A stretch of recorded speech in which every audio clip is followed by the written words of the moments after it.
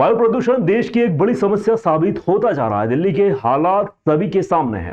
मध्य प्रदेश के भी कई शहर दिल्ली जैसे हालातों की तरफ बढ़ते जा रहे हैं।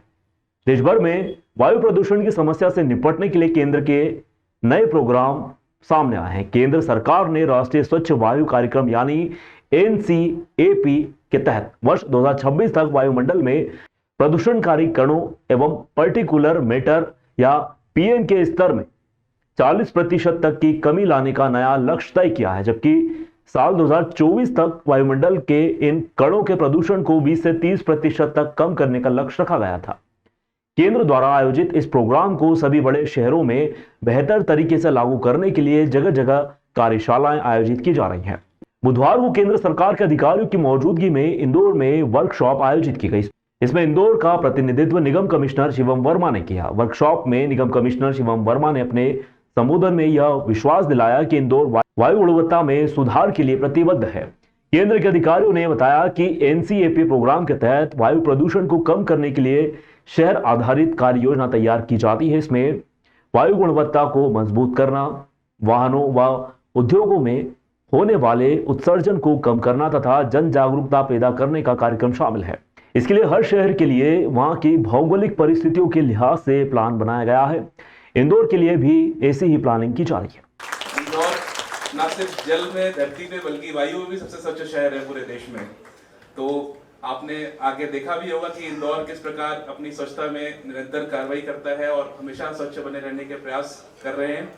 सर, NCAP के बारे में बताना चाहूँगा कि हमने NCAP में भी बहुत अच्छे इनोवेशंस किए हैं सर। यहाँ पर चाहे वो एंड टू एंड हमारा पेविंग हो, हमारे मिस्ट वाटर फाउंटेन्स हो या हमारी रेगुलर एक्टिविटीज हो, हम ना सिर्फ एग्जीक्यूशन में बल्कि एक्सटेंसिव मॉनिटरिंग में भी ध्यान रखते हैं।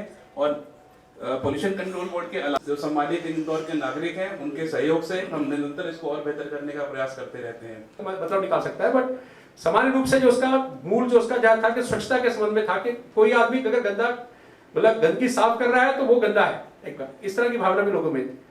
तो कहने का मतलब कि हमें सफाई, स्वच्छता ये बहुत महत्वपूर्ण चीजें हैं।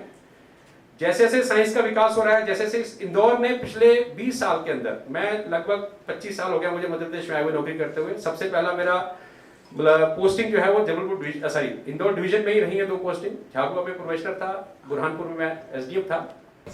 ये आप सब जानते होंगे ना, एयर क्वालिटी इंडेक्स। आपने दिल्ली के बारे में खासकर सुना। अभी इंडिया में तो विशेष रूप से दिल्ली में काफ़ी दिक्कत रहती है हवा की गुणवत्ता के बारे में। इतनी ख़राब रहती है, खासकर जो सर्दियों का मौसम है उस समय तो ऐसी एयर क्वालिटी ख़राब रहती है कि स्कूल बंद करने पड़ते हैं, इवन कई बार कर्फ्यू टाइप की स्थिति बननी पड़ती है। तो धीरे धीरे जो है वो समस्या हमारे मध्य प्रदेश में भी आ रही है। खासकर हमारा ग्वालियर शहर में काफ़ी एयर की क्वालिटी ख़राब है और भोपाल में भी ख़राब है।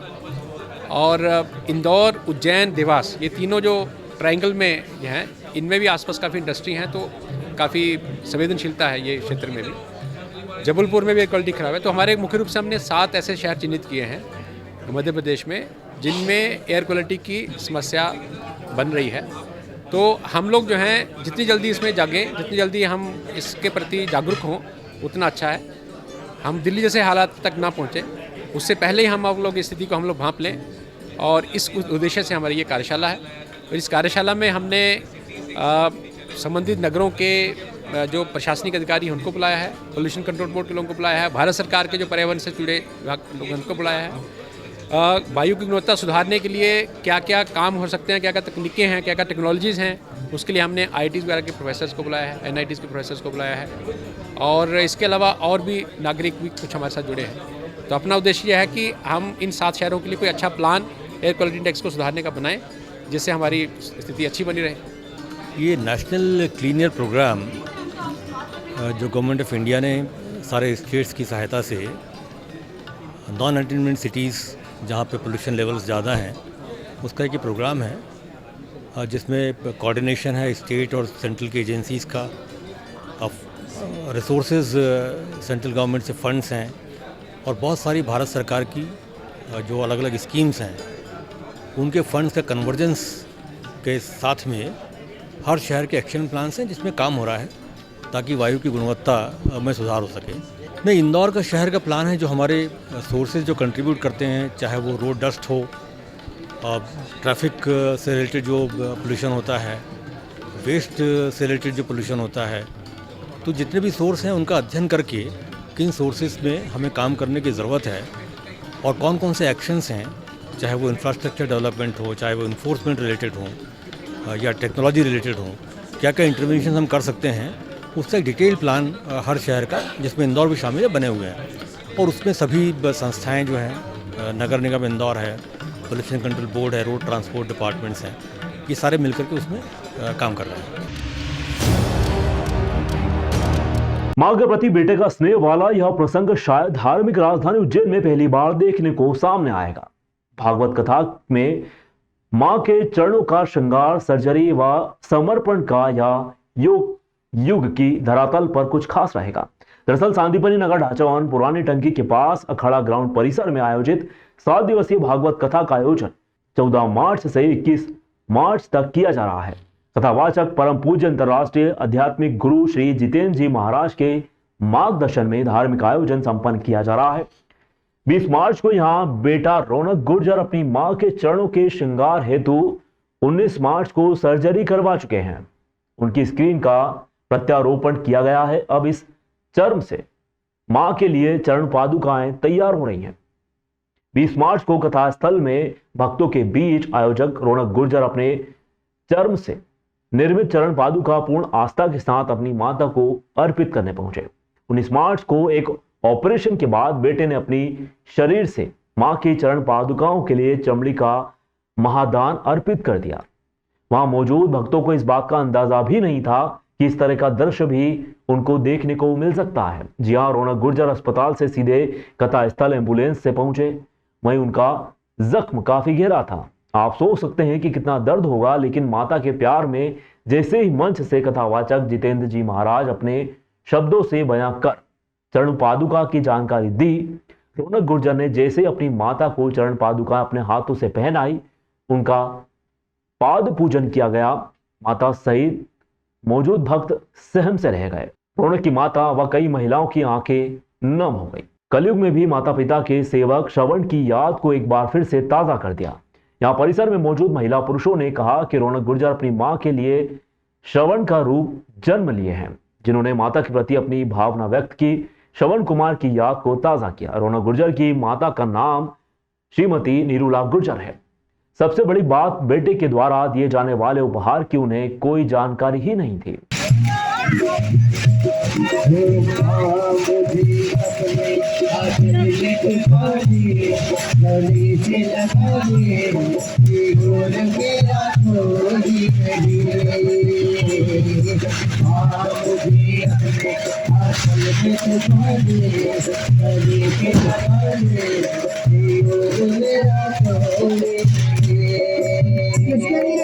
अपनी माँ के लिए अपनी जान की चमड़ी निकाल करके अपनी जान को कटवा करके कलयुग के अंदर साक्षात श्रवण हुआ है।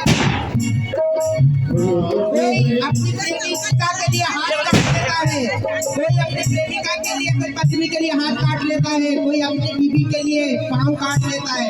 लेकिन कलयुग के अंदर अपनी माँ के पाँव काट कर, बताओ, अपनी माँ के चरण बना के लिए स्वयं को पाँव काट करके चप्पल बना करके चरण पादुका लेकर के आया है। साक्षात द्वापर त्रेता में भी ये कार्य नहीं हुआ है।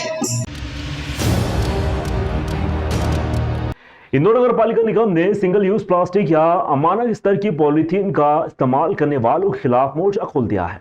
इसी कड़ी में निगम ने लोहा मंडी में 3 स्थानों पर कार्रवाई की। निगम की टीम को जांच पड़ताल में लकी गोल्डन ट्रांसपोर्ट से 17 डिस्पोजल के कट्टे व 1 थर्माकोल कट्टा जावरा भेजने समय मिला। निगम की टीम ने इसके अलावा 50,000 का फाइन किया। इसी के समीप मां अन्नपूर्णा ट्रांसपोर्ट व सुपर भेड़छा ट्रांसपोर्ट पर भी यही हालात दिखाई दिए। इनके खिलाफ भी स्पॉट फाइन की कार्रवाई हुई। दरअसल इंदौर में लाख प्रयासों के बावजूद भी प्रतिबंधित प्लास्टिक का विक्रय व क्रय सामने आ रहा है। निगम की टीम समय समय पर सख्ती दिखाती है, लेकिन अब तक सख्ती भी नाकाफी साबित हुई।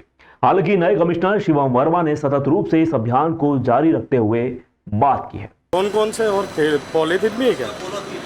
निकालो ना जो देखो।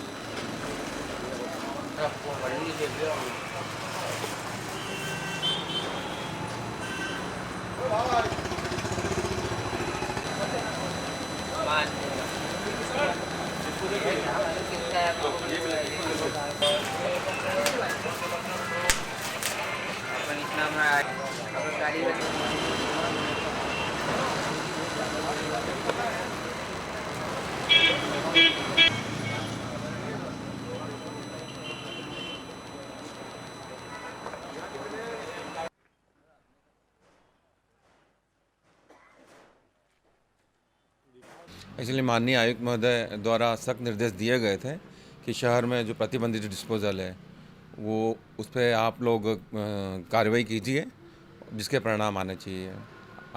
चूँकि लोहा मंडी ट्रांसपोर्ट का हब है और यहाँ समय समय पर डिस्पोजल वगैरह आते रहते हैं। हमारे जोन क्रमांक 18 की टीम है, जिसमें CSI मुकेश भिसे जी है, सहायक CSI विजय यादव प्लस दरोगा लोग आज यहाँ भ्रमण कर रहे थे ट्रांसपोर्ट पे लोहा मंडी पर। लकी गोल्डन ट्रांसपोर्ट यहाँ ट्रक पे कुछ माल लोड हो रहा था, इन्हें शंका लगी तो इनके द्वारा देखा गया तो लगभग 18 कार्टून पाए गए। 17 कार्टूनों में प्लास्टिक डिस्पोजल ग्लास थे और एक कार्टून में थर्माकोल के दोने थे। और भी पास का ट्रांसपोर्ट मां अन्नपूर्णा ट्रांसपोर्ट भी चालू था, उसमें भी पॉलीथीन कैरी बैग और प्लास्टिक डिस्पोजल ग्लास पाए गए। तो हम लोगों द्वारा कार्रवाई की गई। लकी गोल्डन ट्रांसपोर्ट के मालिक उपस्थित हुए और उन्होंने 50,000 रुपये का जो स्पॉट फाइन है उन पर आरोपित किया गया, उनके द्वारा दे दिया गया और जो प्लास्टिक डिस्पोजल के 18 कार्टून थे वो जब्त कर हमारे द्वारा टेस्टिंग ग्राउंड स्थित MRF नेपरा में भेजे गए। मां अन्नपूर्णा ट्रांसपोर्ट के मालिक का भी आना शेष है, उनके आते से ही हम लोग कार्य प्रचलित करेंगे। और 2 अन्य कार्टून रखे हुए हैं जो पड़ोस के ट्रांसपोर्ट के हैं, उनको भी उसके मालिक को भी बुलाया गया है, उनके आते ही हम कार्रवाई प्रस्तावित करेंगे। देखिए, सिंगल यूज़ प्लास्टिक पूरी तरह बैन है और इस पर कार्रवाई भी आज की गई है। हमने स्पॉट फाइन भी किया है और आगे भी हम लोग इस प्रकार कार्रवाई करेंगे। और मैं सभी इंदौर के सभी सम्मानित नागरिक से भी अनुरोध करूंगा कि हम सिंगल यूज़ प्लास्टिक का उपयोग हम लोग बंद करके उसका जो ऑल्टरनेटिव है कपड़ों के थैले या इनका उपयोग करना शुरू करें। और नगर निगम द्वारा भी इसके जो बल्क जो जहाँ पे इसकी क्रियाएं होती हैं उस पर हम लोग निरंतर इस प्रकार कार्रवाई करते रहेंगे। मधुमक्खियों को पालकर शहद उत्पादन करने को एपीकल्चर कहते हैं। विगत कुछ वर्षों से शुद्ध शहद की चाह ने कई युवा कृषकों को एपीकल्चर की ओर आकर्षित भी किया है। शहद एक देसी घरेलू दवा तो है, साथ ही यह पूजन व हवन आदि धार्मिक विधान में भी काफी आवश्यक सामग्री है। शहद अस्थमा, तपेदिक, रक्त अल्पता, रक्तचाप आदि कई बीमारियों का रामबाण इलाज है। यह ऊर्जा का एक अच्छा स्रोत है। इसमें शरीर तरोताजा बना रहता है, थकान महसूस नहीं होती। मधुमक्खी परागण पॉलिनेशन में काफी सहायक है। वायु के द्वारा परागण कण मात्र 30%, जबकि मधुमक्खी द्वारा 70% प्रकृति में फैलाए जाते हैं। इसमें पराग का स्थानांतरण होता है, बीजों के उत्पादन को गति मिलती है, फलस्वरूप पौधों की प्रजनन वृद्धि होती है। इंदौर के पास देवगुराड़िया में शहद उत्पादन कर रहे युवा कृषक गोविंद माहेश्वरी ने जानकारी देते हुए बताया कि हमारे देश में मधुमक्खियों की 4 प्रजाति एपिस डोरसेंटा, फलेरिया, एपिस इंडिका, मेलापोना, ट्राइगोना पाई जाती है। एपिस डोरसेंटा एग्रेसिव स्वभाव की होती हैं, इसीलिए उन्हें पालना मुश्किल है।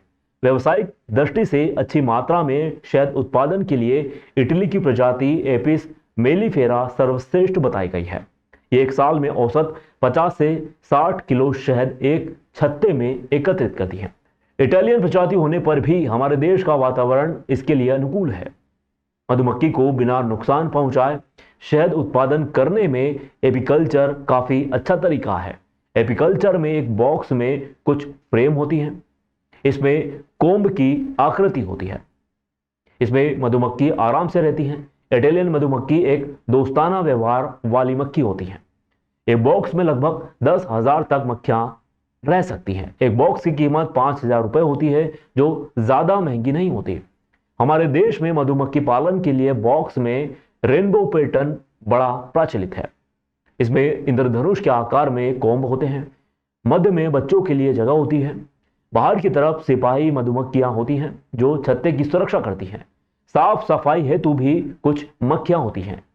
ये सभी श्रमिक मक्खियां कहलाती हैं। इनका जीवन काल मात्र 40 दिन का होता है।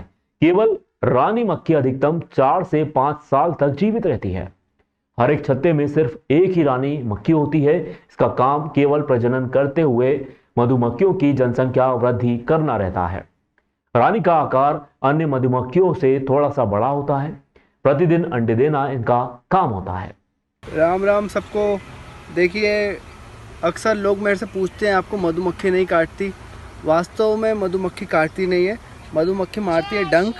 और दूसरी चीज़ ये कि जब हम किसी जीव को सताते हैं या परेशान करते हैं तभी वो हमको नुकसान पहुंचाएगा, अन्यथा प्रकृति में कोई किसी को नुकसान नहीं पहुंचाता। और ये सारी चीज़ें हमारी सहयोगी है, हमारी साथी है। बस एक व्यवस्था भगवान ने बनाई है। आप किसी का अगर बुरा करेंगे तो स्वाभाविक रूप से आपका भी उसमें अहित होगा ही कहीं ना कहीं। पैरा टेबल टेनिस के ऐसे आदर्श खिलाड़ियों को समर्पित खेल है जो सुविधाओं को शक्ति बनाकर खेल के मैदान में उतरते हैं। दरअसल इंदौर में बुधवार से पैरा राष्ट्रीय टेबल टेनिस स्पर्धा की शुरुआत हुई। इस स्पर्धा में देश भर के कोने कोने से आए करीब 250 से अधिक खिलाड़ी शामिल हुए।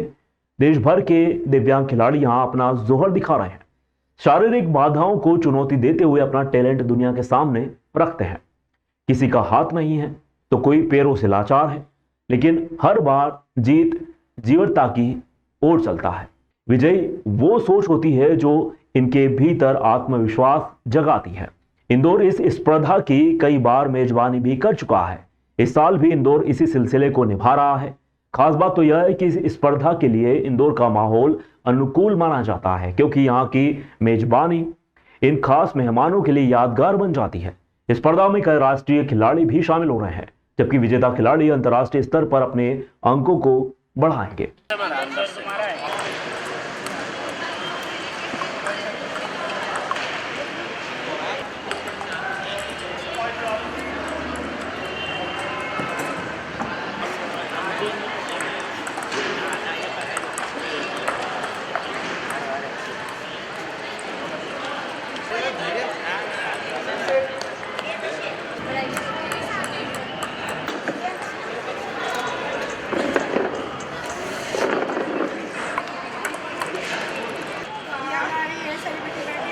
इसमें देश भर के पैरा 250 से अधिक खिलाड़ी, पैरा टेबल टेनिस खिलाड़ी यहाँ पर आज इंदौर में आए हैं। और 3 दिन चलने वाली इस प्रतियोगिता में व्हील चेयर और स्टैंडिंग, ये 2 कैटेगरीज में मेन वीमेन में मुकाबले आयोजित किए जाएंगे। और एकल स्पर्धा के अलावा युगल स्पर्धा और मिश्रित युगल स्पर्धा भी इसमें आयोजित की जा रही है। इस स्पर्धा के लिए हमको टाइटल स्पॉन्सर के रूप में यूटीटी, जो अल्टीमेट टेबल टेनिस लीग है, उन्होंने इसको हमें सहयोग प्रदान किया है। स्टैग इंटरनेशनल, फ्लिक और काफ़ी और अन्य संस्थाओं ने भी हमें इस इवेंट के लिए सहयोग रहता है। स्पोर्ट्स अथॉरिटी ऑफ इंडिया और मध्य प्रदेश के खेल विभाग द्वारा भी इस स्पर्धा में हमें सहयोग किया जाता है।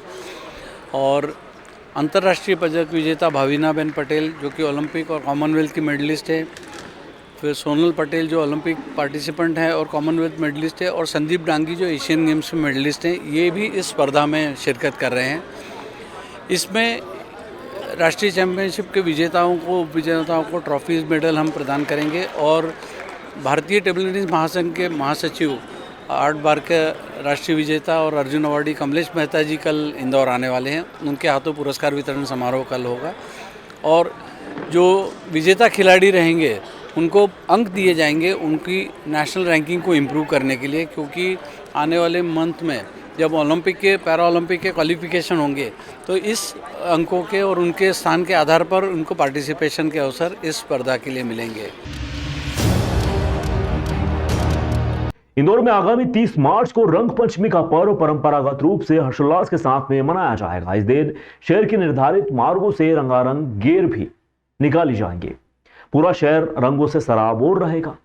गेर में हुड़दंग करने वालों के विरुद्ध सख्त कार्रवाई की जाएगी। गेर में हथियार के साथ पकड़े जाने वाले असामाजिक तत्वों के विरुद्ध रासुका की कार्रवाई होगी। गेर में आदर्श आचार संहिता का पालन भी करना होगा। इसके तहत किसी भी राजनीतिक दलों के चिन्ह, बैनर, पोस्टर आदि का प्रदर्शन नहीं किया जा सकेगा। यह जानकारी आज यहां कलेक्टर कार्यालय में व्यवस्थाओं को लेकर आयोजकों के साथ जिला प्रशासन व पुलिस अधिकारियों की संपन्न हुई संयुक्त बैठक में दी गई। बैठक में पुलिस आयुक्त Rakesh Gupta, collector Ashish Singh, additional police commissioner Amit Singh, जिला पंचायत के मुख्य कार्यपालन अधिकारी सिद्धार्थ जैन सहित अन्य अधिकारी भी मौजूद रहे। बैठक में बताया गया है कि गेर आयोजन की तैयारियां प्रारंभ हो चुकी हैं। गेर शहर में परंपरागत रूप से निर्धारित मार्गों से ही निकाली जाएगी। बैठक में सभी आयोजकों की सहमति से गेर के क्रम में संशोधन किया गया है। अब सबसे पहले राधा कृष्ण फाग यात्रा निकलेगी। यह यात्रा सुबह ठीक 10 बजे निकलना प्रारंभ हो जाएगी। इसके बाद क्रमशः टोरी कॉर्नर, मॉरल क्लब, रसिया कॉर्नर, संगम कॉर्नर व जूनी इंदौर क्षेत्र से माधव फाग यात्रा निकाली जाएगी। आयोजकों ने गेर संबंध में विस्तार से जानकारियां दी। कलेक्टर आशीष सिंह ने गेर आयोजकों से कहा कि वे अपनी अपनी गेर निर्धारित समय के साथ तय क्रम में ही निकालें। समय व अनुशासन का विशेष रूप से पालन करें या तय करें कि किसी भी तरह की हुड़दंग ना हो, पूर्ण शालीनता बनी रहे। उन्होंने बताया कि गेर में समन्वय व अन्य व्यवस्थाओं के लिए नगर निगम के डिप्टी कमिश्नर रैंक के अधिकारी प्रभारी के रूप में साथ रहेंगे। उन्होंने सभी एसडीएम को निर्देशित किया कि वे अपने अनुविभाग में कानून व्यवस्था की स्थिति के लिए पुलिस अधिकारियों से आवश्यक समन्वय व संवाद में रहेंगे। खास तौर से जो गीला टाट करके गैर गिलों पर मारना और इस तरह की हरकत करना, ऐसे असामाजिक तत्वों के खिलाफ हम लोग बड़ी कड़ी से कड़ी कार्रवाई करेंगे। हम पहले से चेतावनी दे रहे हैं कि इस तरह की चीज़ कि किसी के मुंह पर गीला टाट मार दिया, ये किसी भी तरह से शोभनीय नहीं है। बड़ी ही उल्लास से भरपूर हमारी गैर निकलती है, तो उस पर हम लोगों की विशेष ध्यान रखें। असामाजिक तत्व अगर इसमें शामिल हो जाते हैं उसके खिलाफ भी हमारी कार्रवाई रहेगी। और सुबह से हमारी चेकिंग रहेगी। इस चेकिंग में हम लोग शराब पीकर घूमने वाले व्यक्तियों के खिलाफ भी हम लोग अपने ब्रेथ एनालाइजर से इनको चेक करके इनके खिलाफ भी कार्रवाई सुनिश्चित कराएंगे। कुल मिलाकर उज्जैन की इंदौर की एक बड़ी उज्ज्वल परंपरा है और इस उज्ज्वल परंपरा को उत्तरोत्तर में देख रहा हूँ कि उसमें उल्लास की वृद्धि हो रही है। सभी लोग अपना उल्लास से रंगपंचमी का त्यौहार मना सकें, उसके लिए पुलिस प्रतिबद्ध है और हमारे सारे अधिकारी सभी अपना पुरजोर मेहनत के साथ सुरक्षित, उल्लास से भरपूर रंगपंचमी की गैर निकल सके उसकी हम लोग व्यवस्था करेंगे। 2-3 इसमें चीज़ें महत्वपूर्ण हैं। सबसे पहला तो क्रम को लेके एक निर्णय हुआ है जिसमें कि जो गैर का क्रम था वो थोड़ा चेंज हुआ है। उसमें से जो तीसरे नंबर वाली गैर थी वो 1 नंबर पर और बाकी सारी उसके बाद सीक्वेंस में निकाली जाएंगी और इस हेतु सभी आयोजकों की सहमति के पश्चात ही निर्णय लिया गया है। दूसरा, जो कुछ सुझाव प्राप्त हुए थे पानी के टैंकर को साथ में चलाने से संबंधित या फिर अन्य पुलिस और प्रशासन की व्यवस्था से संबंधित, उससे संबंधित निर्देश भी प्रदान किए गए हैं। हमारे द्वारा सीसीटीवी और ड्रोन के माध्यम से इसकी मॉनिटरिंग करी जाएगी जिससे कि बहुत ही भव्य तरीके से लेकिन शांतिपूर्ण ढंग से इसको आयोजित किया जा सके। प्रत्येक जितनी भी 6 गैर हैं उनके साथ में एक नोडल अधिकारी के रूप में एक पुलिस और नगर निगम का अधिकारी भी हम लोग साथ में लगाएंगे जिससे कि अगर कहीं कोई पॉइंट आता है तो तत्काल उस पर एक्शन लिया जा सके।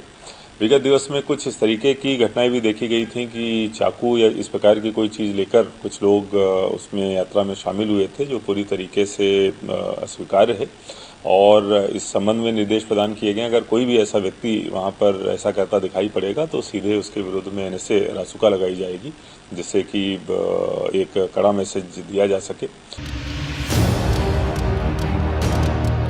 धार कलेक्टर प्रियंक मिश्र के आदेश अनुसार व सहायक आबकारी आयुक्त जिला धार विक्रमदीप सांगर के मार्गदर्शन में सहायक जिला आबकारी अधिकारी NR अलावा के नेतृत्व में आबकारी उप निरीक्षक एकता सोनकर द्वारा दल क्रमांक 3 टीम के साथ अवैध मदिरा के विरुद्ध चलाए जा रहे विशेष अभियान में व्रत मनावर में गुलाटी, कालाभट्ट, टोकी फाटा, सिरसी, खंडलाई, मनावर क्षेत्र में दबिश कर मध्य प्रदेश आबकारी अधिनियम 1915 की धारा 34(1) के तहत कुल 7 प्रकरण व 34(2) के तहत 1 प्रकरण कायम किया गया। इसमें 190 लीटर हाथ भट्टी मदिरा जब्त की गई। वहीं 4500 किलोग्राम की महुआ लाइन जब्त कर मौके से नष्ट की गई।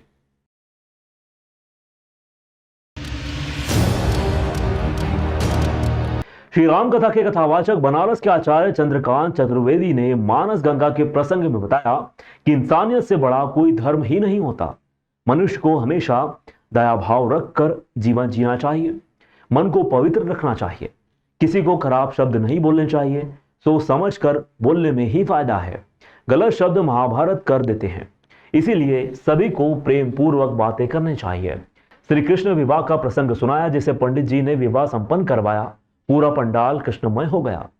गगन भेदी जयकारों से पंडाल गुंजित हो उठा। इस अवसर पर हल्दी से होली खेली गई। महिलाओं द्वारा विवाह के मंगल गीत भी गाए गए। भजनों पर श्रद्धालु जमकर झूमे भी। दोनों प्रेम व समर्पण पर दोनों ही भावनाओं के फर्क को बड़ी बारीकी से श्रद्धालु तक पहुंचाया गया। उन्होंने आगे बताया कि श्री कृष्ण रुक्मिणी का प्रेम दुनिया में आदर्श है। आज का प्रेम स्वार्थ से परिपूर्ण है। स्वार्थ से तन मन धन तीनों का ही नाश हो जाता है। परिवार में भी परेशानी ज्यादा दिखाई देती है। आचार्य जी ने नशा नहीं करने से धन की बचत बताई। शरीर भी स्वस्थ व परिवार में भी खुशहाली का वातावरण निर्मित बताया। रात्रिकालीन भजन, सुंदरकांड, हनुमान चालीसा, दुर्गा चालीसा भी हो रहे हैं। उक्त कार्यक्रम योगेश महाराज एवं सुधाकर महाराज के सानिध्य में संपन्न हो रहे हैं। अखिल भारतीय राष्ट्रीय ब्राह्मण समाज के अध्यक्ष देवेंद्र शास्त्री खंडवा वाले का भी आगमन हुआ। श्री महाराज जी से आशीर्वाद प्राप्त किया। पंडित आनंद स्वरूप मलतारे अध्यक्ष विद्वत परिषद कर्मकांडी ब्राह्मणों की संस्था है। रवि शर्मा आगंतुक अतिथियों की व्यवस्था में जुटे हुए हैं। लोकसभा चुनाव की घोषणा के साथ ही चुनाव में शराब की मांग को देखते हुए शराब के अवैध कारोबारियों की गतिविधियां भी तेज हो चुकी हैं। हालांकि इन पर लगाम लगाने के लिए पुलिस व प्रशासन भी सतर्क दिखाई दे रहा है। इसी कड़ी में गुरुवार को मध्य प्रदेश में आगामी लोकसभा चुनाव के मद्देनजर पुलिस ने अवैध शराब को लेकर बड़ी कार्रवाई की। इस दौरान पुलिस ने अवैध शराब से भरा हुआ कंटेनर व आरोपी वाहन चालक को भी गिरफ्तार कर लिया। अवैध शराब की कीमत 1,17,67,200 रुपए बताई जा रही। दरअसल आगर एसपी विनोद कुमार सिंह के निर्देश पर पुलिस ने वाहन चेकिंग अभियान चला रखा है। इसी कड़ी में पुलिस ने अवैध शराब से भरा हुआ कंटेनर एवं आरोपी वाहन चालक को भी गिरफ्तार किया। जब्त की गई शराब की बाजार कीमत 1,17,67,200 रुपए आंकी गई है, जबकि वाहन की कीमत 35 लाख रुपए, एक सैमसंग मोबाइल्स की कीमत 20,000, नकदी 2,000 रुपए जब्त किए गए। कुल 1,52,67,200 रुपए बताया जा रहा है। एसडीओपी देवनारायण यादव ने जानकारी देते हुए बताया कि आगामी लोकसभा चुनाव के मद्देनजर थाना प्रभारी गगन बादल के नेतृत्व में पुलिस टीम द्वारा आबकारी अधिनियम के तहत कार्रवाई कर आरोपी को गिरफ्तार किया गया है। मुखबिर की सूचना पर कंटेनर ट्रक क्रमांक RJ19 GC 5019 का वाहन चालक जगदीश पिता प्रेम प्रकाश गौड़, जाति ब्राह्मण, उम्र 25 वर्ष, निवासी मोरना अबदा, सोयला, थाना खेड़ापा, जिला जोधपुर, राजस्थान, ट्रक में अवैध रूप से शराब भरकर सोयत से सुसनेर की ओर जा रहा था। मुखबिर की सूचना पर डाक बंगले चौराहे पर नाकाबंदी कर 10,539 बल्क लीटर अवैध शराब जब्त की गई। इसके बाद उक्त आरोपी को न्यायालय में पेश किया गया। इसमें जो कुल 1,021 पेटियां थी अंग्रेजी शराब की, और जिसका जो कुल वजन है 10,539 बल्क लीटर शराब थी उसमें, और जिसका लगभग जो कीमत है 1,17,67,200 रुपये। कहाँ से कहाँ पर शराब ले जाई जाती है? शराब जो है उसकी चूँकि मुखबिर से सूचना प्राप्त हुई थी और उसी सूचना पर पुलिस ने कार्रवाई करी, जो कि सोयत तरफ से इधर आगर सुसनेर साइड होते हुए अगर आगे कहीं जाने के संबंध में सूचना प्राप्त हुई थी, और जिस पर यहीं पर कार्रवाई करते हुए उस पर प्रकरण पंजीबद्ध किया गया। ब्यावरा के समीप ग्राम बाईखेड़ा में प्रजापिता ब्रह्म कुमारी ईश्वरीय विश्वविद्यालय शहीद कॉलोनी के द्वारा विश्व शांति व सद्भावना रैली में स्नेहा मिलन कार्यक्रम का शुभारंभ दीप प्रज्वलित कर किया गया। इस मौके पर विश्व में शांति व सद्भावना की प्रार्थना की गई। बालिकाओं ने स्वागत नृत्य, अतिथियों का स्वागत कर मातृशक्तियों द्वारा पुष्पगुच्छ, तिलक व अंग वस्त्र से उनका स्वागत किया। इसमें मुख्य रूप से ब्रह्म कुमारी राजगढ़ की जिला प्रभारी राज योगिनी मधु दीदी, आचार्य रमेश चंद्र नगर पीपल हेल, आचार्य लोकेश त्रिवेदी भेसान, अरविंद सक्सेना, दिलीप सिंह राजपूत, बाईखेड़ा सरपंच प्रेम नारायण डांगी, ब्यावरा सेवा केंद्र की संचालिका लक्ष्मी दीदी, पचोड़ संचालिका वैशाली दीदी, जीरापुर संचालिका नर्मदा दीदी, खिलचीपुर संचालिका नीलू दीदी एवं समस्त दीदियां जिले भर से उपस्थित रहे। ब्रह्म कुमारी सेवा केंद्र एवं पाठशाला के ईश्वरी परिवार द्वारा गांव के मुख्य मंदिर से लेकर चौराहे तक विश्व शांति एवं सद्भावना रैली भी निकाली गई। इसमें बड़ी संख्या में ग्रामवासियों ने भाग लिया।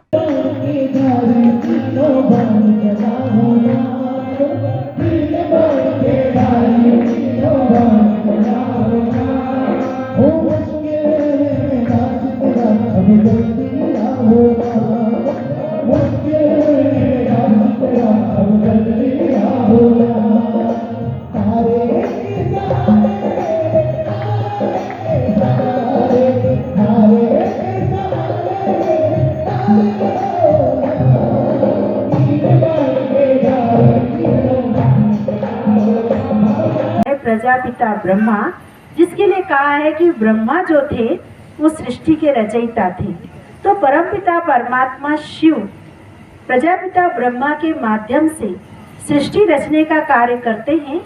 क्योंकि सृष्टि तो रची हुई है, उसे कैसे रचेंगे? तो परमात्मा सभी आत्माओं को पतित से पावन बनाने का, श्रेष्ठ बनाने का, नरक को स्वर्ग बनाने का ये कार्य वर्तमान में करते हैं। शासकीय अस्पताल रोड अजनार नदी के किनारे जूना ब्यावरा निवासी गोस्वामी समाज की वृद्ध महिला के अंतिम संस्कार में पहुंचे गोस्वामी समाज के पदाधिकारी व कार्यकर्ता रिश्तेदारों ने समाधि स्थल पहुंचकर देखा कि समाधि के लिए कोई जगह ही नहीं थी। रास्ते में ईंट बनाने का सामान, मिट्टी के ढेर पड़े हुए थे। पूर्व में जो समाधियां बनाई गई थी उन्हें भी अतिक्रमणकारियों ने अतिक्रमण करके ढक दिया। समाधियों पर गंदगी पड़ी हुई थी। बड़ी मुश्किल से उक्त महिला के अंतिम संस्कार के लिए गड्ढा खोदा गया, दफनाकर अंतिम संस्कार किया गया। अंतिम संस्कार में आए ब्यावरा गोस्वामी समाज के अध्यक्ष चंदन गिरी ने बताया कि समाज के लोग काफी परेशान हैं। प्रशासन को बार बार अवगत कराने के बावजूद भी हमें अंतिम संस्कार के लिए उचित जगह नहीं मिली। 2 बीघा जमीन सरकार ने दी थी, उस पर दबंगों ने कब्जा कर लिया। प्रशासन ने यदि हमारी समस्या का हल नहीं किया तो समाज के लोग आंदोलन करने के लिए मजबूर रहेंगे। प्रशासन से मांग की है कि समाधि स्थल से अतिक्रमण व दबंगों का कब्जा हटाकर हमें तार फेंसिंग लगवाने का आदेश देवे, नहीं तो किसी भी प्रकार की अप्रिय स्थिति निर्मित हो सकती है। इसकी संपूर्ण जवाबदारी प्रशासन की रहेगी। अंतिम संस्कार में समाज के कोषाध्यक्ष राजेश गिरी, जगदीश गिरी, बनावरी गिरी, लकी आदि शामिल हुए। मौके पर बताया गया कि वार्ड नंबर 1 बलियापुरा रोड ब्यावरा में बाबा हरिगिरी गोस्वामी ने जीवित की समाधि ली थी। समाधि लेने के बाद ब्यावरा के सोनी समाज के लोगों को बाबा काशी में मिले थे। उसी समय गोस्वामी समाज का समाधि स्थल 22 बीघा का था। दबंगों ने हमसे छीन लिया। अब हमें वहां पर समाधि के दर्शन करने के लिए भी नहीं जाने दिया जाता। बाबूलाल गोस्वामी की मृत्यु होने पर कई वर्ष पहले उन्हें मुल्तानपुरा ब्यावरा समाधि के लिए समाज जन ले गए थे, लेकिन दबंगों ने उनका अंतिम संस्कार नहीं करने दिया। इस पर उस समय चक्काजाम किया गया था। समाज के लोगों ने कई बार उक्त समस्याओं से प्रशासन को अवगत करवाया। गत दिनों गोस्वामी समाज की उक्त महिला की मृत्यु पर अंतिम संस्कार के लिए समाज जन परेशान हुए। प्रशासन एवं नेताओं के प्रति आक्रोश फूटा। वर्षों पहले मुल्तानपुर के पीछे बनाई जाती थी समाधि, दबंगों ने वहां भी कब्जा कर रखा है। अब मोनीपरा में हमारी समाधि लगती थी तो गोपी गिरी जी के नाम से वो जगह थी। वो जगह उनके शिष्य ने हड़प ली। हड़पने का कारण तो यह हुआ महाराज जी का जो भी विधायक आया, जो उनके दांगी का ही आया तो उन बाबा को कोई दाद दे नहीं, डरा दूर का भगा दिया। फिर भीख मांगी प्रशासन से, तो भीख में उनने ये बेदरोग दी हमें यहाँ की। अब बेदरोग नदी अगर पूरा जाएगी तो समंदी उलट जाएगी। आज 11 लाख रुपए लगे नहीं समंदी में, 11 लाख की बजाय वो एक ही पानी में निकल जाएगी, क्योंकि जगह दूसरी है। कब्जा कर रखा सब जगह। अब कब्जा कर रखा तो जितने थे अपने कांग्रेसी लोग 2 बार विधायक रह चुके, क्यों कहेंगे उनसे? उनको कहाँ कहते हैं? उनको समझाया, सब कुछ कर लिया। आज हमारा टाइम संतों का आया है महाराज जी। आज हमसे निवेदन कर रहे हैं कि पूरा ईंट का भट्टा यहाँ से हटे और हमारा 5 लाख रुपया इस संबंधी भूमि का दिग्विजय सिंह ने घोषणा करके गए, तो ये 5 लाख रुपया कहाँ है? नेपानगर से लगे ग्राम साग फाटा में पति पत्नी के आपसी विवाद में पति द्वारा पत्नी की हत्या का मामला सामने आया। मिली जानकारी के अनुसार झेबनिया निवासी राजेश पिता सुखलाल अपनी पत्नी संगीता के साथ भगोरिया में शामिल होने परिजनों के यहां पर नेपा नगर थाना अंतर्गत साग फाटा गांव आया हुआ था, जहां मंगलवार देर रात राजेश व संगीता के बीच किसी बात को लेकर कहासुनी हुई। इसके बाद राजेश द्वारा बुधवार सुबह अपनी पत्नी संगीता को घर के बाहर धारदार हथियार से हमला कर घायल कर दिया।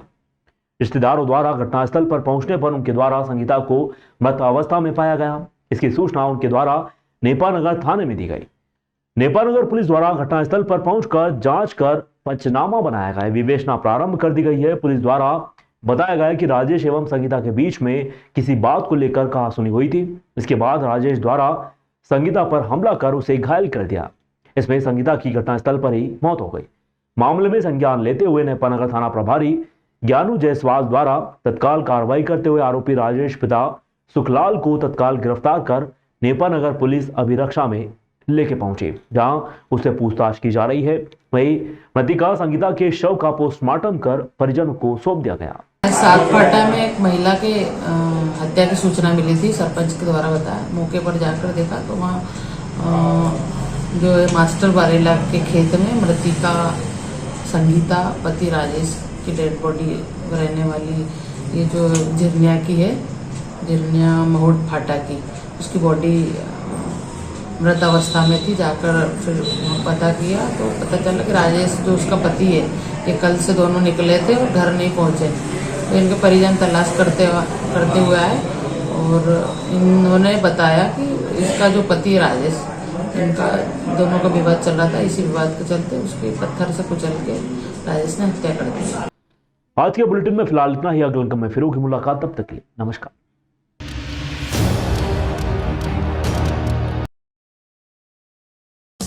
देश विदेश गांव शहर सब पे नजर, सबकी खबर, नया रूप है नए है रंग, सबको समेटे अपने संग।